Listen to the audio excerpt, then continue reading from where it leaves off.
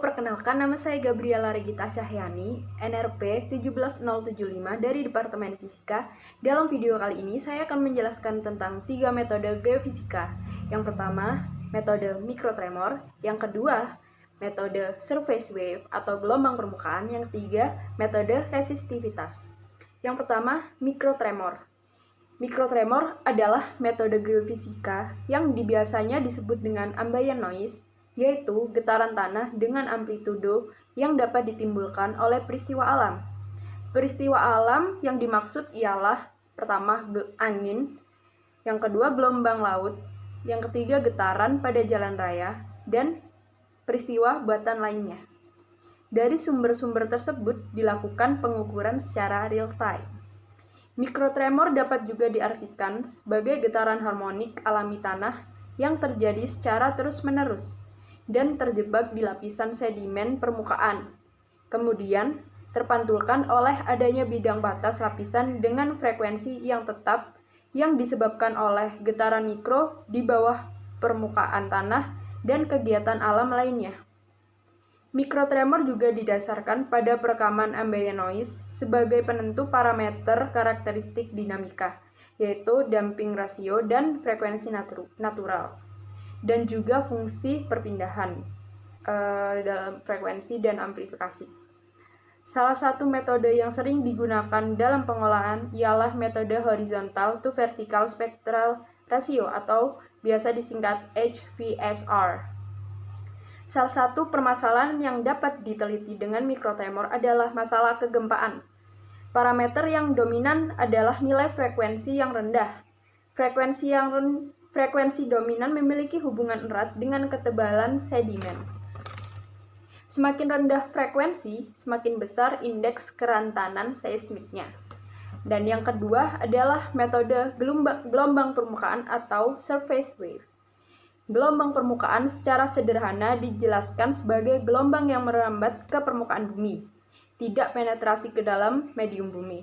Perjalanan hanya melalui kerak, gelombang permukaan memiliki frekuensi yang lebih rendah dari gelombang badan dan mudah pada seismogram hasilnya. Gelombang permukaan bertanggung jawab atas kerusakan gempa bumi. Pengukuran gelombang permukaan dibagi menjadi tiga tahap. Yang pertama, akuisisi data, kemudian processing, lalu inversi serta interpretasi. Metode akuisisi data dibagi menjadi 2, yaitu aktif dan pasif. Pada metode aktif, digunakan generator getaran bertujuan untuk membuat gelombang frekuensi tinggi yang cocok untuk karakteristik permukaan dangkal. Sedangkan metode pasif efektif untuk karakterisasi lapisan dalam atau frekuensi yang lebih rendah. Eksplorasi surface wave menggunakan prinsip dispersi gelombang. Dispersi gelombang itu sendiri merupakan cara gelombang permukaan untuk dapat menyebar saat bergerak melintasi permukaan bumi, saat ada batas antar lapisan. Salah satu permasalahan yang dapat diteliti menggunakan metode surface wave adalah zona lemah pada longsor dengan melihat kecepatan dan frekuensi gelombang yang ada. Metode yang ketiga yaitu resistivitas. Metode resistivitas merupakan salah satu metode geofisika aktif.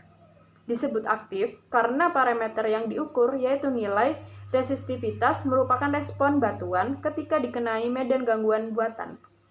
Resistivitas atau tahanan jenis sendiri merupakan kemampuan suatu bahan atau medium untuk menghambat arus listrik.